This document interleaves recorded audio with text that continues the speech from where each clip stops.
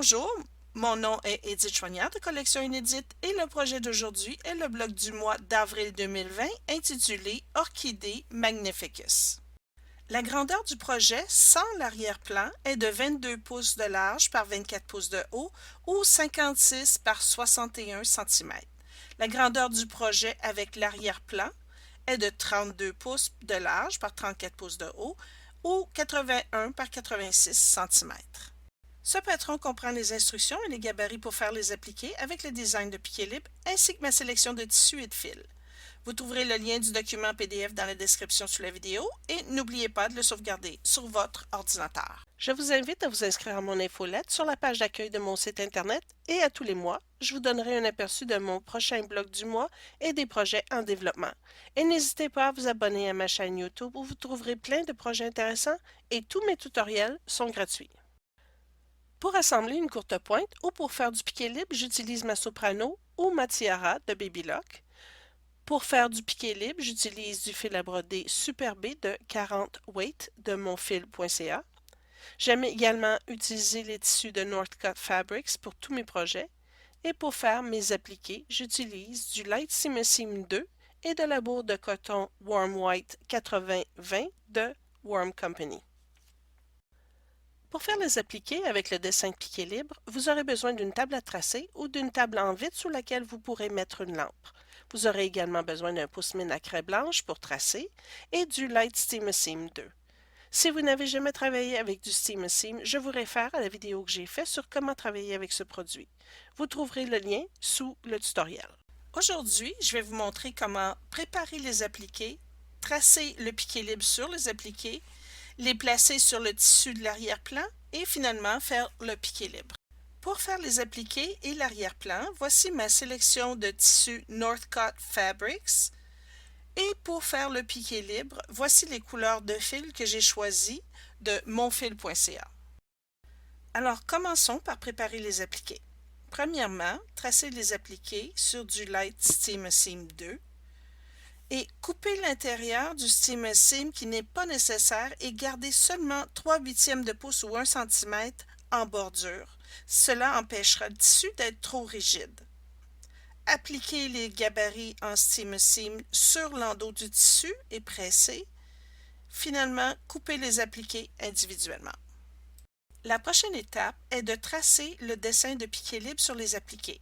Et avant de commencer, vous allez imprimer sur du papier lettre les cadrans 1 à 9 que vous trouverez à l'annexe 2 du patron et vous allez les coller avec du ruban adhésif en alignant les lignes rouges pour obtenir l'image complète du dessin.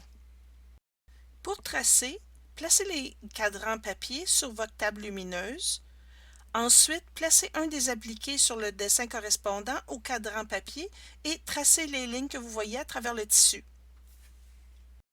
Puisqu'il m'est difficile de vous montrer comment tracer avec les cadrans 1 à 9, j'ai simplement imprimé les pages individuelles montrant les fleurs et les feuilles. Pour les tissus pâles, j'utilise un crayon avec une mine de plomb de 0,5 mm et pour les tissus foncés, j'utilise un pouce-mine à craie blanche. Une dernière petite note avant de continuer, je vous suggère de tracer les fleurs et le feuillage autour des fleurs. Par contre, vous pouvez tracer tout le reste à main levée après avoir commencé le piqué libre.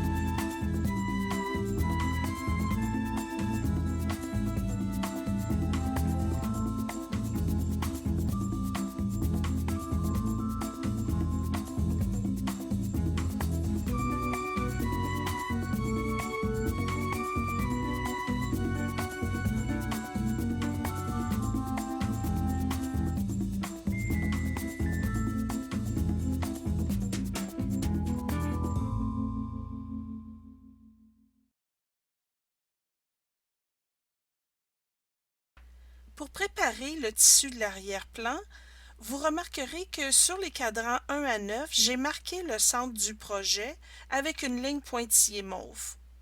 Vous devrez aussi, avec une craie blanche, marquer le centre de votre tissu d'arrière-plan et le matcher avec le centre sur les cadrans papier. Ensuite, épinglez le papier avec le tissu pour empêcher que le tissu bouge.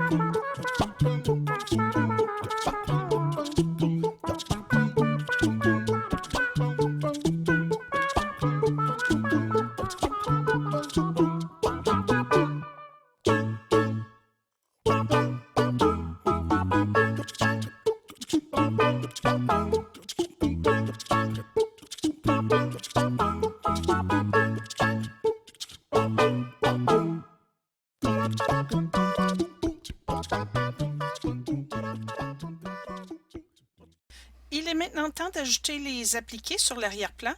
Et si vous utilisez du Light Seam 2, enlevez le papier protecteur à l'endos des appliqués. Placez-les ensuite sur le tissu en suivant le plus possible la séquence numérotée des appliqués. Et finalement, lorsque vous êtes satisfaite de la position de vos appliqués, pressez au fer chaud pour les maintenir en place.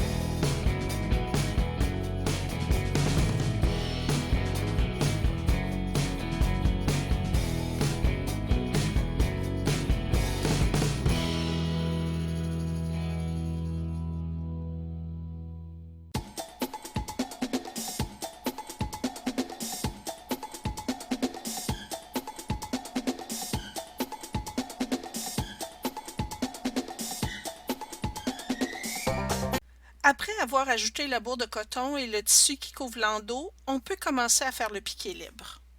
Voici ce que j'ai fait de différent cette fois-ci pour le piqué libre. Parce que certains appliqués auraient été trop étroits ou trop petits, j'ai décidé d'essayer de peindre au fil au lieu de mettre un appliqué. Alors, j'ai piqué des taches là où j'aurais mis des appliqués. Par exemple, j'ai piqué les reflets du soleil sur les grandes feuilles avec un fil vert très pâle, voire même un peu jaunâtre. J'ai également piqué le cœur des fleurs avec du fil mauve. Dans cette section de vidéo, je vous montre comment j'ai fait.